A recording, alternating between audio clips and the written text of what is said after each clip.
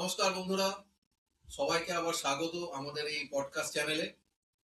আর আজকে আমরা আগে একটা এপিসোড করেছিলাম একটা ফিনান্সিয়াল অ্যাডভাইজারি এবং রিটায়ারমেন্ট প্ল্যানের ওপর। তো সেটাতে তার পরে আরো কিছু বক্তব্য আমাদের ছিল, যেগুলো হয়তো আমরা সেই এপিসোডটাতে বলতে পারিনি বা সময়ের অভাবে সেটা কভার করা যায়নি।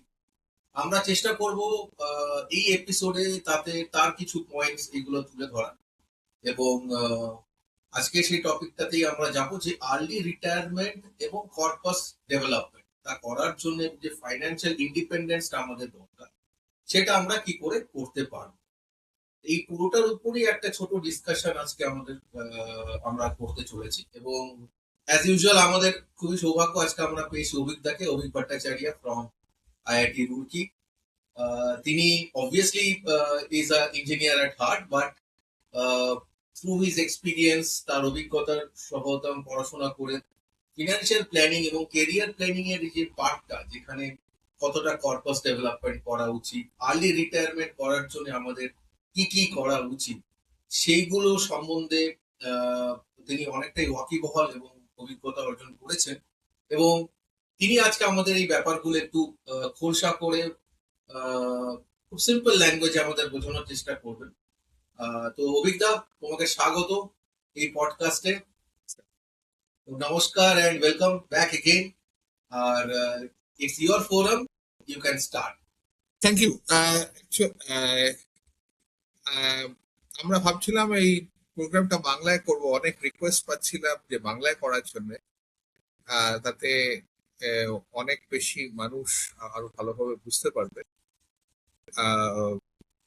কারণ ইংলিশের অনেক চয়েস আছে, তাতে যারা ইংলিশ ভালো বোঝে তাদের জন্য অপশন গুলো অনেক ভালো, কিন্তু বাংলায় একদমই নেই। তাই জন্য আমরা ডিসাইড করেছি যে এই প্রোগ্রামটা আমরা বাংলায় করব।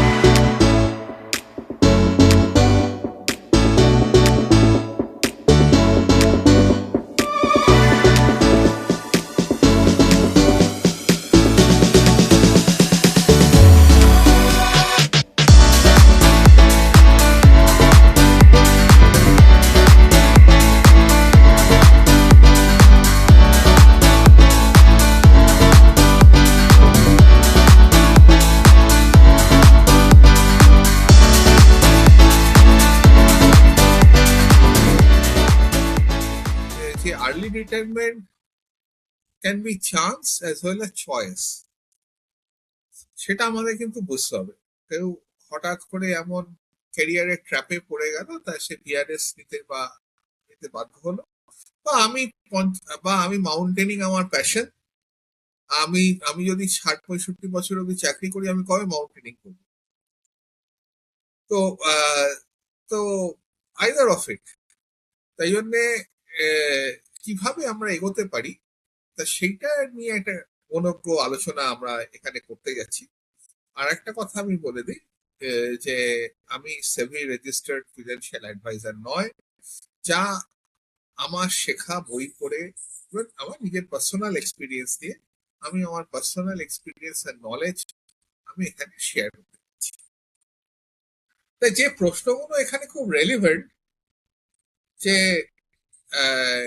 কত টাকা আমাদের থাকা উচিত আমরা যদি রিটায়ারমেন্টের আজকে প্ল্যান, সেইটা একটা মানে সেই আলোচনাটাই প্রথমে করা যায়। হ্যাঁ, তো এবারে যেটা হচ্ছে যে রুল অফ 25 বা রুল অফ 350 একটা রুল আছে, 25 গুণের রুল আছে, আর 350 একটা রুল আছে। তো যাই হোক, এটা একই রুল, আলাদা কিছু নয়। তো সেটা হচ্ছে যে যদি আমার 50,000 টাকা মাসে খরচা থাকে,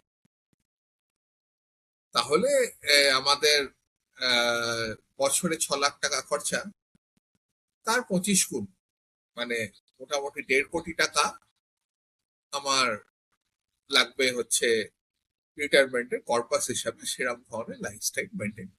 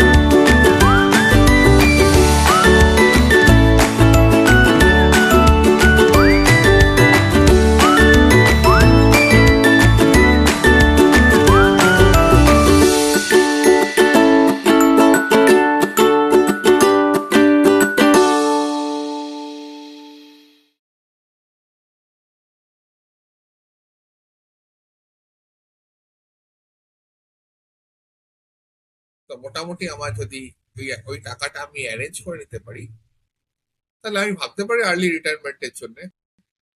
আর যদি আমি করে উঠতে পারি আজকে এই মুহূর্তে, তাহলে মানে আমি খুব বেশি টেনশন নেবো না আমার কেরিয়ারটাকে স্ট্রেচ করার জন্য।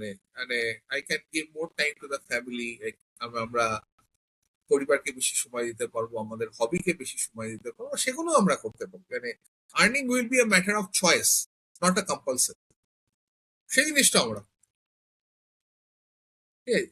তাই একটা সহজ ক্যালকুলেশন সেদিক থেকে যেটা আসে সেটা হচ্ছে যে ওই জাস্ট কিছু ক্যালকুলেশন যেগুলো আমরা মানে যেটা বললাম, তাই জন্য যদি কারোর 75,000 টাকা হয়, তাহলে সেটা তার 9 লাখ টাকা প্রত্যেক বছর লাগবে।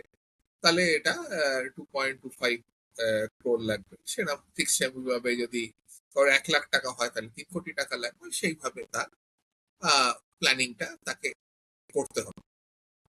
এবারে এর পরের কোশ্চেনটা ডেফিনেটলি আসবে যে তাহলে কিভাবে আমি এই টাকাটা জমাবো। তো আমরা আজকে আলোচনাটা আমি একটু একদম কনজারভেটিভ রাখবো। আহ, মানে আমরা আগে ডিসকাস করেছি, যদি ওটা ইংলিশে ছিল আপনারা কাইন্ডলি শুনে নেবেন, লাইফ সাইকেলস অফ ইনভেস্টার্স। কোন বয়সে কিরম ধরনের ইনস্ট্রুমেন্ট চুজ করা উচিত, কিরম ধরনের রিকোয়ারমেন্ট আসে, তার বেসিসে আপনি সেরকম ধরনের ইনস্ট্রুমেন্ট চুজ করবেন। এবারে আমি আহ, এখানে ইকুইটি মিউচুয়াল ফান্ড নিয়ে আলোচনাটা করছি। ইকুইটি মিউচুয়াল ফান্ডের আমরা মোটামুটি 12% কম্পাউন্ডিং অ্যাভারেজ ধরে করা। এবারে আহ, এটা মোটামুটি এটা রিয়েলিস্টিক অ্যাজাম্পশন। আমরা কম পেতে পারি, বেশি পেতে পারি, সেটা একটু ভ্যারি করতে পারে। এবারে আহ, এবারে তার থেকেও বাড়ানোর উপায় আছে, বাট সেটা মানে আমরা আর একদিন করবো। মানে থিঙ্ক বিয়ন্ড সিপ, মানে সিস্টেমেটিক ইনভেস্টমেন্টের সারা কিভাবে প্ল্যানিং করা যেতে পারে। তাই সেরকম একটা রুল আমরা কিন্তু বানাতে পারি। আর সেদিক থেকে এই তুমি একটা টেবিল শেয়ার করে দিও যে মোটামুটি আমরা যদি 20,000 টাকা মাসে সিপ করি, তাহলে আমাদের 10 বছরে 46 লাখ টাকা জমা উচিত। আর 15 বছরে 1 কোটি টাকা জমা উচিত। আর 20 বছরে ডেফিনেটলি 2 কোটি টাকা জমা উচিত। ঠিক তেমনি কেউ 30,000 টাকা করে যদি সেভ করে, তাহলে 15,000 টাকা, 1.5 ক্রোর, যেটা আমাদের দরকার 50,000 টাকা আমার এক্সপেন্ডিচার, তাহলে সেটা হয়ে যাবে 15 বছরে। আর অফকোর্স 20 বছরে সেই অ্যামাউন্টটা হয়ে যাবে 3 কোটি টাকা। তো সেইভাবে আবার কারোর কেউ যদি 1 লাখ টাকা করে প্রত্যেক মাসে সেভ করে হাই ইনকাম গ্রুপে, তাহলে সে 10 বছরে প্রায় 2.3 crore জমাতে পারবে, এবারে সাবসিকুয়েন্টলি 5 crore আর 10 crore হতে পারে 20 বছর। তো দ্যাট ইজ দা মানে এই সিপের একটা স্ট্র্যাটেজি সে দিতে পারে। তবে এখানে একটা কথা বলে রাখা ভালো যে আমরা বলি যে ইংলিশে আমরা বলি যে 3 বাস্কেট স্ট্র্যাটেজি, বাংলা করলে হবে 3টে বালতি স্ট্র্যাটেজি বা 3টে কৌটো স্ট্র্যাটেজি। আমরা আগেই প্রথম দিন ফিনান্সিয়াল প্ল্যানিং এ বলেছিলাম যে এমার্জেন্সি ফান্ডের কথা। তাই এমার্জেন্সি ফান্ডটা হচ্ছে কারোর ফার্স্ট বাস্কেট। ওই বাস্কেটে আমার 6 মাসের যে টাকাটা দরকার সেই টাকাটা থাকবে। এরপরে বাস্কেটটা এরপরে কিন্তু বাস্কেট গুলো শুরু হয়, মানে এটা যারা 0th বাস্কেট আইবে, it is not your investment basket. 6 মাসের থেকে 2 বছরের মধ্যে যে বাস্কেটটা, তো সেটা হবে হচ্ছে ফার্স্ট বাস্কেট। তো সেখানে আমার 2 বছরের মধ্যে যে এক্সপেন্ডিচার গুলো লাগবে সেগুলো যদি কোনো কারণে আমি যদি জানি সেই এক্সপেন্ডিচার গুলো আছে, ফাইন। আমার ছেলে 12 ক্লাসে উঠছে, মানে গড নোজ যদি প্রাইভেট ইঞ্জিনিয়ারিং কলেজে পড়াতে হয় কত টাকা লাগবে, আর না পড়াতে হয় কত টাকা লাগবে, ওকে, সে এটা নন এক্সপেন্ডিচার। কোনো একটা মেডিকেল ইভেন্চুয়ালিটি এলো, সেটা আমার মেডিকেল কভারে definitely I should have adequate cover, মানে আমার মেডিক্লেমে অ্যাডিকুয়েট কভার থাকা উচিত। তো সেটার ওভারফ্লো করে গেল, তার প্রবলেম কি তখন চিকিৎসা করাবো না? এমন একজন কাছের লোক হলো, কারণ আমরা মধ্যবিত্ত মানুষরা তো খালি নিজেদের জন্য বাঁচি না, ফ্যামিলিদের জন্য বাঁচি। আর ফ্যামিলির এমন কিছু রিকোয়ারমেন্ট হলো যে তার জন্য আমাকে টাকা বিয়ার, তা সেই জায়গাটার জন্যও মানে আনএক্সপেক্টেড এক্সপেন্সিভ থাকে। তো সেইটা হচ্ছে সেকেন্ড বাস্কেট। এবার থার্ড, ইভেন এই 2 বছরের বাস্কেটটা মেনলি কিন্তু যদি ইভেন্চুয়ালিটি না থাকে, আমার বেড়াতে যাওয়ার বাস্কেট, আমার এন্টারটেনমেন্টের বাস্কেট, হ্যাঁ, তো সেইগুলো আমার হবির বাস্কেট। আবার সাধারণত এই 3 থেকে 5 বছরের যে বাস্কেট, তারপরেরটা হচ্ছে 2 থেকে 5 বছরের বাস্কেট। সেই বাস্কেটটা হচ্ছে আমার গাড়ি কেনার বাস্কেট হতে পারে, বা আমার ফ্লাইট বুকিং এর বাস্কেট হতে পারে। তো এই বাস্কেট, সেই টাকাটা ওইখানে চলে।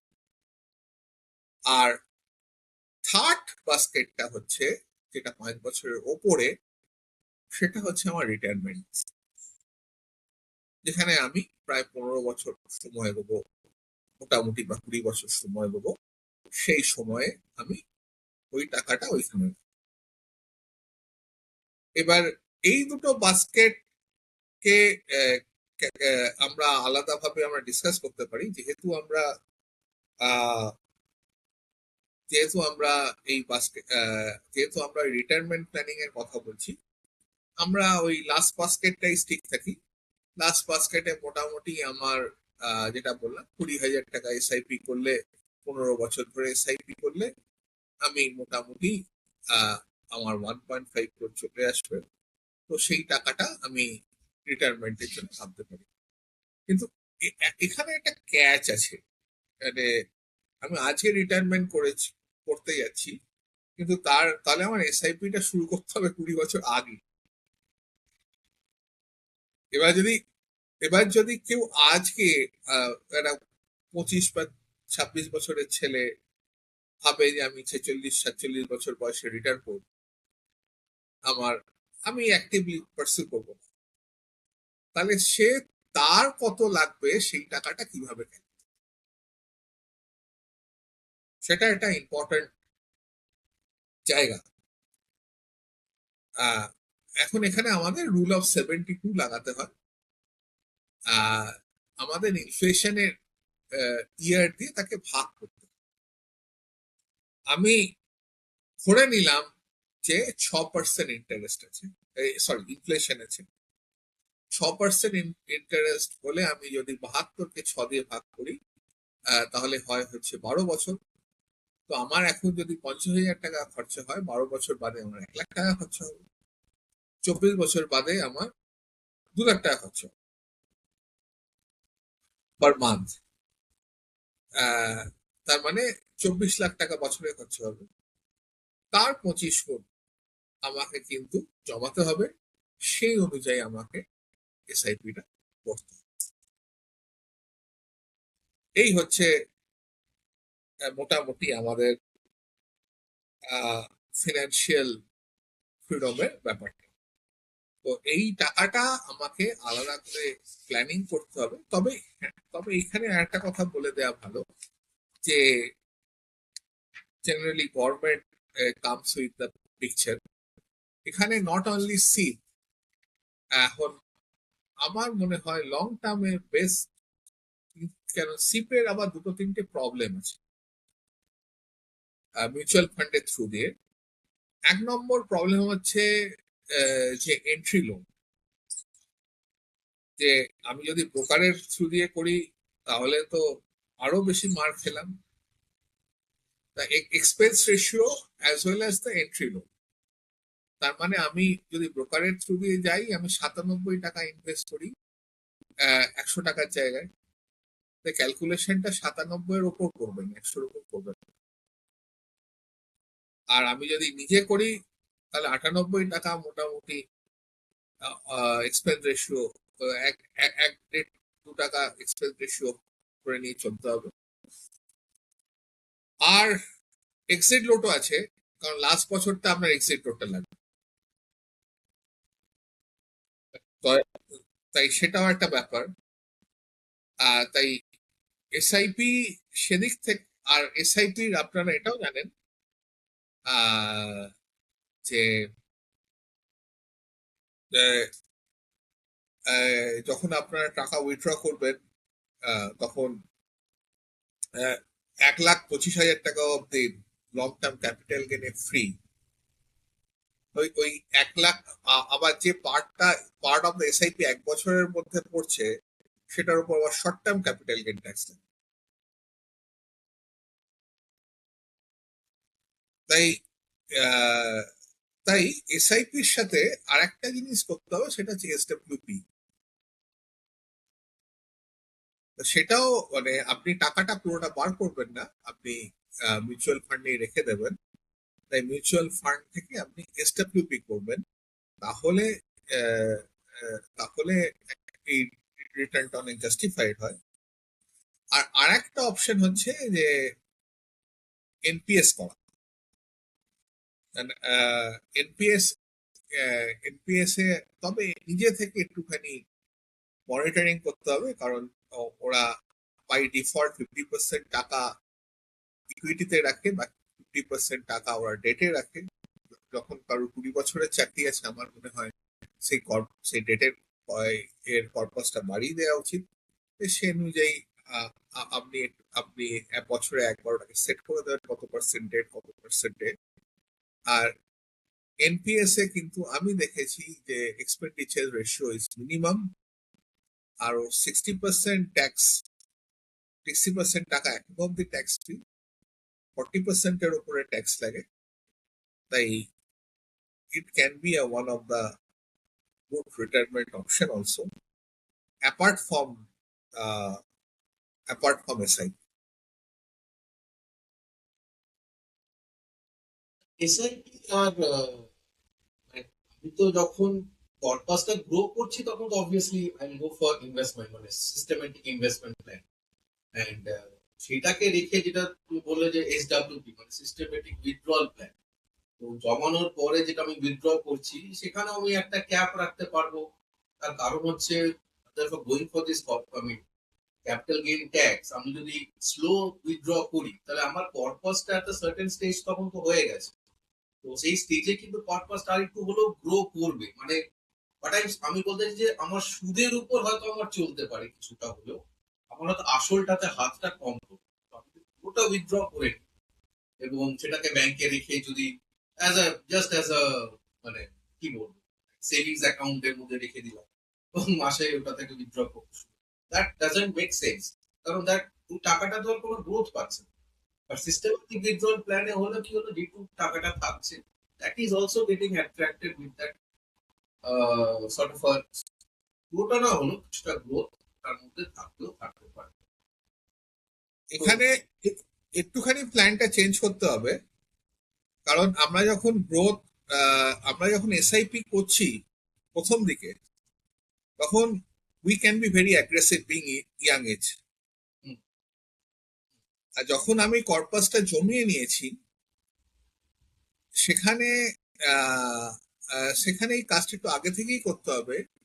কিছু টাকাটা ব্যালেন্স অ্যাডভান্টেজ ফান্ড বা এরকম একটুখানি লেস রিস্কি ফান্ডে ট্রান্সফার করে দেবে, যাতে আপস অ্যান্ড ডাউনটা আমার, আমি যে রিস্ক এপিটাইট নিয়ে চলেছি, আমি যদি সেখানেই আমি এসডব্লিউপিটা করি, আমার মনে হয় that is not at all a good idea.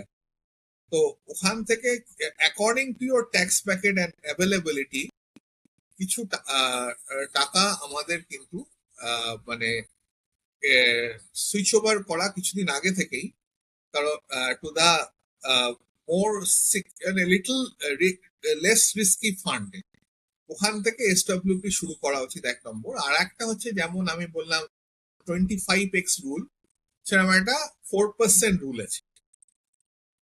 যত আমার কর্পাস, তার 4% টাকা আমি উইথড্র করবো বছর। আর আহ, এবারে এবারে ডেফিনেটলি আমি যদি 50,000 টাকা উইথড্র করি, তা আমি 10 বছর বাদে তো আর 50,000 টাকা উইথড্র করলে সংসার চলবে না। অ্যাকর্ডিং টু দ্য ইনফ্লেশন আবার সেই এক্সপেন্ডিচারটা বাড়তে থাকবে। এখন তাই জন্য সেটাও প্ল্যান করতে হবে। ইট ইট ওয়ার্কস ফর দ্য 80, মানে টিল 85 ইয়ার্স, তারপরে আমরা লাইফস্টাইল নিয়ে অতটা ভাবি না। তো আহ, তো যাই হোক, 4% উইথড্র রুলে আমাদের যেতে হবে। আর সেখানে এসডব্লিউপি করার সময় লেস রিস্কি ফান্ড, যেখানে মোটামুটি আমাদের রেট অফ কম্পাউন্ডিং 10% এর কাছাকাছি, সেখানে সুইচ ওভার করে নেওয়া বেটার। আচ্ছা, আর 4%, if you're saying 4%, whatever corpus আমরা মানে তৈরি করেছি তার 4% আমরা উইথড্র করবো, এই 4%টা যদি আমি সাপোজ করো, আমি ফর এক্সাম্পল 100 টাকার কর্পাস, তাহলে আমার 4 টাকা উইথড্র হচ্ছে, তাই I am just withdrawing 4 rupees, তাহলে আমার বাকি থাকছে 96, মানে as per the if the corpus is decrease. Now suppose SWP এর মধ্যে যদি আমি এমন একটা সিস্টেম করার চেষ্টা করি যেখানে 96 যেটা থাকছে that will grow at a certain pace, which will also in effect আমাকে অফসেট কিছুটা দেবে। মানে আমার হয়তো 96 হলো, সেটা হয়তো পরবর্তী ক্ষেত্রে দেখা গেলো ওটা নিজস্ব একটা গ্রোথে 98-এ গেল বা সামথিং লাইক, সো দ্যাট আমার যেটা মূলধন, মানে কর্পাসটা আমি যদি মূলধন হিসেবে ট্রিট করি, তাহলে মূলধনটা আমি খুব একটা হাত দিচ্ছি না, আমি কিন্তু আমার ফান্ডের পারফরমেন্সটাকেই আমি টানার চেষ্টা করছি। তো সেখানে দেখতে হবে যে কম্পাউন্ডিং তুমি যে ব্যাপারটা বলছিলে, যে কোন ফান্ডটা কতটা রিটার্ন দিচ্ছে, এবং সেটা সিস্টেমেটিক ইনভেস্ট, আমি উইথড্রয়াল সিস্টেমে আমি যদি যাই তাহলে কতটা কি হবে। অ্যাকচুয়ালি মানে এখানে একটুখানি যেমন এই বছর পর পর পর পর মানে মার্কেট ক্র্যাশ করছে। হ্যাঁ, হ্যাঁ, যদি আমি এসডব্লিউপি তে রাখি, আমার কিন্তু ক্যাপিটাল ইরোড হবে বেশি কারেক্ট, কারেক্ট, ইকুইটি ফান্ডে রাখলে। কারেক্ট, হ্যাঁ, কারেক্ট। কারণ হচ্ছে যে মানে আমি টাকা তো বার করে যাচ্ছি, আমার তো এক্সপেন্ডিচার দরকার। কিন্তু সমস্যা হচ্ছে যে প্রথমে ইন্ডিয়া ইউএস বিজনেস ডিলের জন্য পড়লো, তারপরে এখন মানে পর পর পর পর পর পর পর পর একটার পর একটা পর ইভেন্ট আসছে, and it is triggering the market, and it is actually মানে bottoming down, then bottoming down, bottoms down, মানে তো এই ব্যাপারগুলো হলে, মানে যদি কেউ মানে আবার এখানে আবার 3 বাস্কেট স্ট্র্যাটেজি নেওয়া উচিত।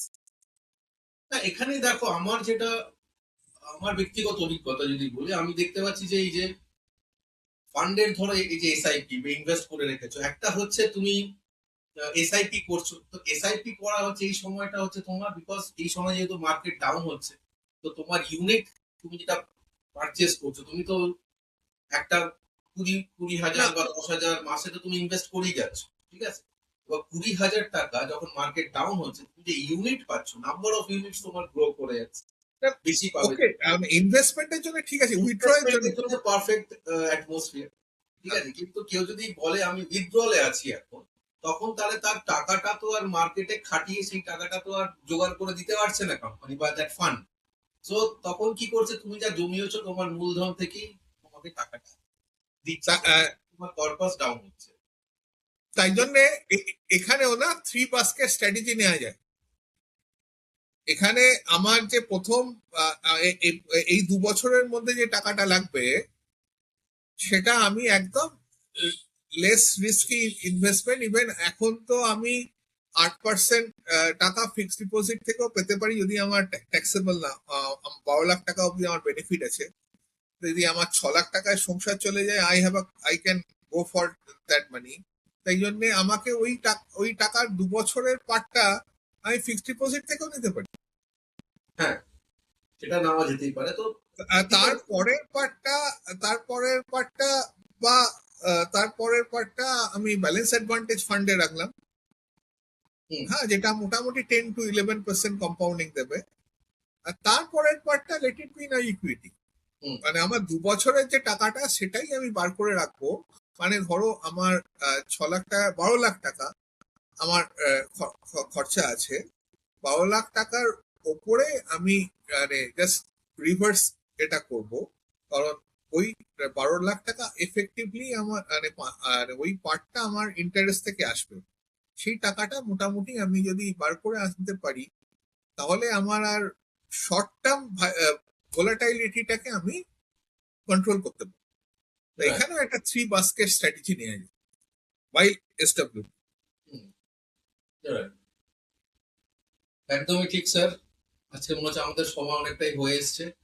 তো আমি একটা ছোট পয়েন্ট বলতে চাই, সেটা হচ্ছে যে কিছুটা হলো যে প্ল্যান করছে, মানে যেটা বারবার আমরা বলে থাকি, যে প্ল্যান করছে সে ভবিষ্যতে কিভাবে কাটাবে। এবং একটা বড় জিনিস যেটা দরকার সেটা হচ্ছে এইগুলোকে যেন আমরা বলে থাকি প্যাসিভ ইনকাম সোর্স। একটা অ্যাক্টিভ ইনকাম সোর্স হচ্ছে যে করছে, বিজনেস করছে, চাকরি করছে। প্যাসিভ ইনকাম সোর্স যদি কেউ তৈরি করতে চান, maybe investment in real estate or something like that, যেখান থেকে you will get some rental income. তো সেটাকেও যদি সেটার প্রতিও যদি কেউ দেখে, মানে রেন্টাল আমি বলতে চাইছি যেখানে রেন্টালে গ্রোথ আছে, এমন নয় যেমন একটা আমি করে রাখলাম সেখানে কোনো গ্রোথ হচ্ছে না, সেটা একটা দেখতে হবে। তো যত প্যাসিভ ইনকাম ব্যাপারটা আমি তৈরি করতে পারবো উইথ দিস অ্যাপ্রোচ, এটা তুমি বলে 3 বাস্কেট অ্যাপ্রোচ, তত আমার মেন সোর্স অফ ইনকাম যেটা আমার রিটায়ারমেন্টে লাগবে তার উপর আমার প্রেশারটা কম করবে। সো আই ক্যান, মানে আমি তখন কি করতে পারবো, I can be able to fight out all this market crash etcetera and take all this adversaries. তো আলটিমেটলি যেমন, আমি বলি, তুই তো শেষ করলে আমি শুরু করবো। বলো বলো, এখানে হয়ে গেছে। হ্যাঁ, এখানে আছে ডেফিনেটলি যেটা দরকার, সেটা হচ্ছে যে we should not put all the eggs in the same basket. That is true. হ্যাঁ, মানে আমরা আর তাই জন্য ইকুইটির সাথে খুব ভালো ব্লেন্ডিং হয় হচ্ছে গোল্ড অ্যান্ড সিলভার। রাইট। তো গোল্ড অ্যান্ড সিলভার সাধারণত নেগেটিভ কোরিলেশন থাকে। এবছর যেমন গোল্ড প্রায় 50-60% রিটার্ন দিয়েছে।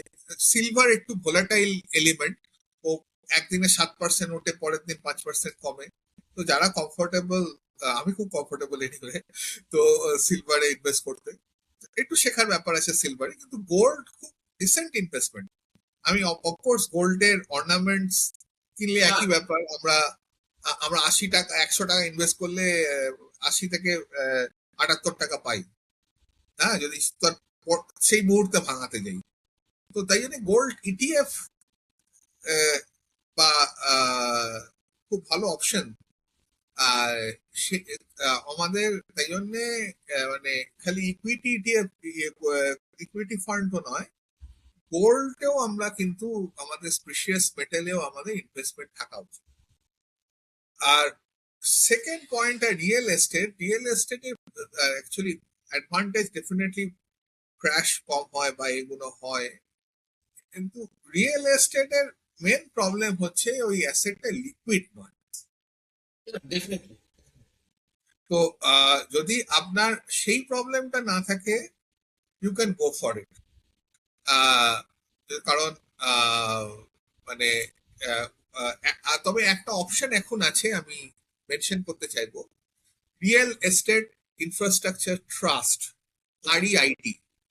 হ্যাঁ, তো মানে ওটা তো বিগ টিকিট, একটা রিয়েল এস্টেটে ইনভেস্ট করা একটা বিগ টিকিট। যারা করতে পারেন নিশ্চয়ই তারা মানে তারা ইউটিউবে কতটা সময় দিতে পারেন আমার একটা প্রশ্ন আছে। হ্যাঁ, তো এবারে তারা তো বড় বড় ফিনান্সিয়াল অ্যাডভাইজারের কাছেই যেতে পারে, সাধারণ মানুষের জন্যই এই ভিডিও গুলো করা। তো তাই জন্য সেদিক থেকে বলতে গেলে REIT can be one lucrative investment. তো আরইআইটি কে মেনলি ওরা আহ, ওরা কমার্শিয়াল প্রপার্টিতে ইনভেস্ট করে, যেখানে রিটার্নটা অনেক বেশি। তো সেখানেও আমরা ভাবতে পারি যে আমরা ওখানে ইনকাম করব। আর হ্যাঁ, আর আরো দুটো কথা বলার আছে। প্যাসিভ ইনকাম, সবাইকারই ক্যাপেবিলিটি আছে কিছু ইনকাম করার। আহ, আহ, তাই হবিকে ইনকামে কনভার্ট করার মতো আনন্দ আর কিছুতে নেই। পারলে আপনার হবিকে ইনকামে কনভার্ট করুন। সো দ্যাট উইল বি, মানে it will be an absolute joy. তাই হবিকে আমরা যদি ইনকামে কনভার্ট করতে পারি, ধরুন আপনি আপনি খুব নলেজেবল, আপনি এমন কন্টেন্ট বানালেন ইউটিউবে, অনেকে শুনছে, সেদিক থেকে আপনি ইয়ে করতে পারেন। আপনি বই লিখতে পারেন, এটা আপনি মনে করেন ভ্যালুয়েবল আপনার এক্সপিরিয়েন্স দিয়ে। অফকোর্স যে কোনো জিনিসই বেচা শক্ত, বাট ইউ হ্যাভ, যদি প্রপার এফর্ট দেওয়া যায়, যদি কোনো ভ্যালু অ্যাড করা যায়, ডেফিনেটলি। তাই জন্য যে কোনো ধরনের প্যাসিভ ইনকাম করা উচিত। তবে তবে মানে মানে ইন্টেন্সিভ ক্যাপিটাল যেন না ইনভলভ হয়। আপনার ম্যান পাওয়ার, আপনার মেধা, এগুলো যদি অ্যাপ্লাই করে আপনি করতে পারেন, তো সেইটা অনেক বেশি লুক্রেটিভ হবে ব্যাপারটা, রাদার দ্যান একটা কোনো ক্যাপিটাল ইনভেস্টমেন্ট করলে তাতে কোনো সময় রিটার্ন এলো না। তো that will be a business loss. তো তাই জন্যে সেটা একটা জায়গা। আর ডেফিনেটলি আমি কাউকে অ্যাডভাইস করবো না, কারণ আহ, অনেকেই শেয়ার মার্কেটে ট্রেডিং করে, কারণ তাদের কিচ্ছু লাগে না, এখন মোবাইলে হয়ে যায়। তো সেটা যারা যারা ফুল টাইম আর্নিং করেন তাদের জন্য আমার মনে হয় খুব একটা ফিজিবল নয়। কারণ আবার আবার আবার এখন অনেক সুবিধা হয়ে গেছে। আহ, কেউ যদি ইন্ডিয়ান মার্কেট ছেড়ে বিদেশি বিদেশের মার্কেটে ইনভেস্ট করতে চায়, আমেরিকান মার্কেটে ইনভেস্ট করতে চায়, কারণ সেখানে একটা অ্যাডভান্টেজ পাওয়া যায়। ডুয়েল অ্যাডভান্টেজ পাওয়া যায়, এক হচ্ছে তো কোনো একটা শেয়ার তার দাম বাড়ছে, আবার টাকার ডেপ্রিসিয়েশন হচ্ছে, তার জন্য একটা বেনিফিট আছে। তা- তবে এখানে কিছু ট্যাক্স ইমপ্লিকেশন আছে, সেগুলো দেখে নেবেন। আপনাদের যদি স্পাউস ওয়ার্কিং না হয়, স্পাউসের নামে করতে পারেন, বা ওয়ার্কিং মাদারের নামে করতে পারেন, নন ওয়ার্কিং মাদার বা ওল্ড প্যারেন্টস এর নামে করতে পারেন। আর আর যারা হিন্দু, তারা যদি দেখেন যে আমার ট্যাক্সের ব্যাপারটাই হচ্ছে, তাহলে তাদের অ্যাডভাইজেবল হচ্ছে যে আনডিভাইডেড হিন্দু ফ্যামিলি ফর্ম করা যায়, সেখানেও সেম অ্যাডভান্টেজ গুলো নেওয়া যায়। তাই এখানে কিন্তু কর্পাস গ্রোথের সাথে আর একটা জিনিস খুব ইম্পর্টেন্ট, যে দেখতে হবে আমরা যেন খুব ভালো করে ট্যাক্স প্ল্যানিং ব্যাপারটাও করি। যদি না করি, তাহলে আমাদের আমরা এক্সপেকটেশনস গুলো ঠিক করে ফুলফিল করি। আশা করি দর্শকদের অনেকটাই আমরা আহ, বলবো না বোঝাতে পেরেছি, বাট কিছুটা হলো হয়তো কিছু কিছু টপিক এরকম ছুঁয়ে যেতে পেরেছে যেগুলো ইম্পর্টেন্ট, এবং তারা সেটার উপর ভেবেই সঠিক ডিসিশনটা নেবে। এবং যেমন সবকিছুতেই বলা হয় যে every aspect of investment has its own risk and reward. তো রিস্কের সাথে রিওয়ার্ড, রিওয়ার্ডের সাথে রিস্ক, এটা তো both sides of the coin.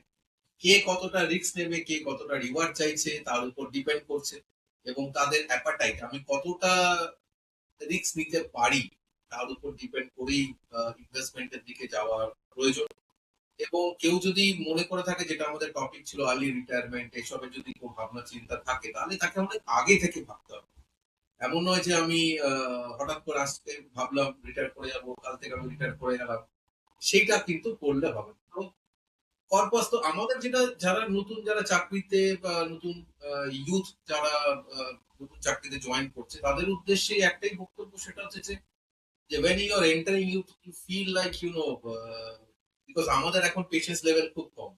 তো আমাদের পেশেন্স লেভেল আস্তে আস্তে চাকরির ক্ষেত্রে আমাদের কতটা অ্যাডাপ্টিভ আমরা করবো, তো ডে ওয়ান থেকে ভাবতে শুরু করো যে একটা দিন ছাড়তে হবে। সেই ছাড়াটার জন্য ধরে নাও you have got 15 years time. তো সেম অন দ্যাট, তারপরে যদি 15 years 25 years, nothing bad at it, because you are going to add your purpose. But at any point of time, if there is any uncertainty that comes to your career, you are not at suit, মানে কিছুটা হলো তোমার backup থাকছে, আপনাদের backup থাকছে, এবং you can restart whatever you have left at, and then do whatever you want. তো এটার জন্য অনেক ধন্যবাদ স্যার। আর দর্শকদের উদ্দেশ্যে আমাদের আরেকটা বক্তব্য, যদি কোনো প্রশ্ন থাকে প্লিজ আমাদের জানাবেন। আমাদের ইমেল আইডি স্ক্রিনে দেওয়া আছে, তো ওটাতে আপনারা ইমেল করতে পারেন, আমাদের হোয়াটসঅ্যাপ নাম্বার দেওয়া আছে, সেখানে হোয়াটসঅ্যাপ করতে পারেন। যদি কোনো প্রশ্ন থাকে, obviously we will be delighted to answer back, এবং আমরা চেষ্টা করব যত তাড়াতাড়ি সম্ভব আপনাদের উত্তরটা দিতে পারি। আর অভিজ্ঞতা তো রইলই, অভিজ্ঞতা তার তার প্রফেটিক অ্যান্ড ইন্টেলিজেন্ট যে যেই ধারণা বা যে বক্তব্য, সেগুলো আপনাদের নিশ্চয়ই তুলে ধরবে আপনাদের প্রশ্নের উত্তরের মাধ্যমে। এবং please like this content, like this channel, subscribe to our channel, and যতটা পারেন বন্ধু বান্ধবের মধ্যে শেয়ার করুন, so that we are able to reach out to maximum. আর আমাদের একটু ভালো লাগবে যে আমাদের আমাদের কন্টেন্ট যেটা আমরা তৈরি করছি, সেটাও লোকের ভালো লাগছে। তো সব মিলিয়ে মিশিয়ে অভিজ্ঞতা অনেক ধন্যবাদ। Thank you so much, thank you so much, and we wish to. একটা কথা বলার আছে, SIP is not the world also. Yes. এর মানে বাংলায় বললে এসআইপি শেষ কথা না, 12% কম্পাউন্ডিং হয়তো মানে আহ, আহ, আপনার জন্য প্রযোজ্য হবে না। তো মানে আপনার হয়তো আরো বেটার রিটার্ন লাগবে, then only you can do that. Correct. তো আমরা হয়তো একদিন ডিসকাস করতে পারি হোয়াট ইজ বিয়ন্ড সিপ, হ্যাঁ, সেখানে obviously। রিওয়ার্ডটা চলে আসবে। আর সেখানে আমি খুব ভালো করে চাইবো যে ইটিএফ নিয়ে কথা বলতে। ইটিএফ আমার পার্সোনাল ফেভারিট, এসআইপি কিন্তু আমার পার্সোনাল ফেভারিট নয়। তো ইটিএফ নিয়ে কথা বলতে, সেখানে মানে আমার পার্সোনাল এক্সপিরিয়েন্স হচ্ছে ইটিএফ মাচ মাচ শিওর, ওটা নিয়ে আমরা একটা এপিসোড করে ফেলবো, কোনো অসুবিধা নেই। তো মানে বিয়ন্ড সিপ Beyond হতে পারে title. Beyonce, Beyonce. Sure, no problem, sir. তোমার টাইমের জন্য অসংখ্য অসংখ্য ধন্যবাদ। Thank you so much, and we meet soon. আমার যেটা অভিজ্ঞতা, সেগুলো আমাকে শেয়ার করার একটা প্ল্যাটফর্ম দিচ্ছে। আর আমি দেখেছি অনেক শিক্ষিত মানুষ যারা আমার পাশাপাশি আসে, তারা ফিনান্সিয়াল প্ল্যানিং খুব ভালো বোঝে না, আনফরচুনেটলি। আর ইয়াং যারা, তারা তো আরো বোঝে না। তো কারণ হচ্ছে যে মানে তারা ভাবে যে মানে আমার যখন পকেটে পয়সা আছে, এনজয় দ্য লাইফ, ফাইন। মানে ultimately financial freedom itself is an enjoyment. তাই সেটা সেটা এখানে কিন্তু আমি ইয়াংদের দোষ তো না, তার কারণ হচ্ছে আমরা যে সময় ওই সময়টা ছিলাম, তখন ছিল হচ্ছে যে it was life well earn, and we want to enjoy life. So enjoyment তো দরকার, বাট আমাদের এইগুলো তুলে ধরার পেছনে আরেকটা কারণ হচ্ছে যে আপনারা ভাবুন, মানে ইউ থিঙ্ক যে এটাই কিন্তু, যে এনজয়মেন্ট আজকে হচ্ছে, তো কালকে কি হতে পারে, সেটার জন্য আমরা একটুখানি আপনাকে ফুড ফর থট দিয়ে যাচ্ছি, সো দ্যাট মেবি আপনি এনজয় করবেন, বাট তার সাথে সাথে 5-10 টাকা বা whatever percentage of your income that you are having, you will put into a fund for your future. না, এনজয়টা তো বেটার হবে। আমি যদি ভাবি যে আমি 45 বছর পরে আমি অ্যাক্টিভ জব করব না, আমার ইচ্ছে হলে করব, না ইচ্ছে হলে না করব। না না, সেটা নয়। অনেকে যেমন ধরো, এখন সাপোজ করে যদি ক্যালকুলেট করে, তোমার এই তুমি যেটা বললে 4%, 72, 350, এই যে ক্যালকুলেশন গুলো বললে, তাতে সে দেখছে যে ঠিক আছে, আমি 20 বছর পর আমাকে কত কর্পাস করতে হবে, লেটস সে 5 crore, 5 কোটি টাকা বা 2 কোটি টাকা আমার কর্পাস করতে হবে। 2 কোটি টাকা কর্পাস করার জন্য আমাকে আজকে হয়তো আমাকে 30,000 টাকা মাসে সেভ করতে হচ্ছে, ঠিক আছে, কথার কথা ধর। এবং সে হয়তো এখন সে জাস্ট কেরিয়ার স্টার্ট করেছে, কি মেবি একটা লেটস সে 55,000 আর্ন করছে, বা ধরে নাও 60,000 আর্ন করছে। সবাই তো আর ওই স্কেলে আর্ন করবে না, আমি অ্যাভারেজ বলছি। তো 50-60,000 স্টার্টিং যে আর্ন করছে, তার মধ্যে তোমার কথা অনুযায়ী সে 40,000-45,000 টাকা তার সেভ হয়ে গেল, তার বাকি থাকছে। তো বাকি থাকছে না না, এখানে কিন্তু স্যার একটা ক্যাচ আছে, যে 60,000 টাকা ইনকাম করছে, হোপফুলি তার এক্সপেন্ডিচার 50,000 নয়, 20,000। না, আমি সেটা বলছি না, আমি সেটা সে দেখো না, this is not the this is the problem of today. তুমি যখন when we started our career, did we have so much of use of credit card? ছিল না, ঠিক আছে। এখন তুমি দেখবে ক্রেডিট কার্ড এন্ড ইউপিআই, তোমার কাছে যদি, আমাদের কি হতো, পকেটে যদি ক্যাশ না থাকতো, আমাদের একটা অটোমেটিক একটা ব্রেক লেগে যেত যে আমরা এটা করতে পারছি। But today it is not, it is cash is, মানে it is like it's everywhere. তো তোমার অ্যাকাউন্টে যতক্ষণ আছে ওই চলছে, তুমি একটা তোমার এক্সাম্পলই দেখতে পারো যে তুমি ইউপিআই তে কত ট্রানজাক্ট করছো, 1 টাকা 2 টাকা 5 টাকা করে। তুমি যদি হ্যাঁ ইউ উইল ফাইন্ড যে কোথায় যাচ্ছে টাকা। এটা কিন্তু আগে ছিল না। হ্যাঁ, আগে গভর্নমেন্টের সুবিধে, উই আর স্পেন্ড, মানে ইয়াং জেনারেশন ইজ স্পেন্ডিং মোর, মানে স্পেন্ডিং, গভর্নমেন্ট আর্নস মোর। রাইট, অবভিয়াসলি, তো সেই তো জন্য এগুলো কর। তাই জন্য একটা পরের দিন বলবো, এখন আর সময় নেই। যে যদি হয় তাহলে মানে কত পার্সেন্ট খরচা করা উচিত আর কত পার্সেন্ট জমানো উচিত, সেটার একটা মোটামুটি যদি এটা ব্যালেন্স করা যায়, তাহলে we can take care of financial independence. এটাও বুঝতে হবে, ফিনান্সিয়াল ইন্ডিপেন্ডেন্স ও একটা খুব মানে মানে একটা খুব আনন্দের জায়গা। মানে আমার আমার আমার মাথার উপর লোন নেই, আমি ফিনান্সিয়াল ইন্ডিপেন্ডেন্ট। মানে সেই ইন্ডিপেন্ডেন্স একটা একটা ভোগ করারও জিনিস। ঠিক আছে স্যার, আজকের মতন আচ্ছা, এখানেই। Thank you so much, thank you.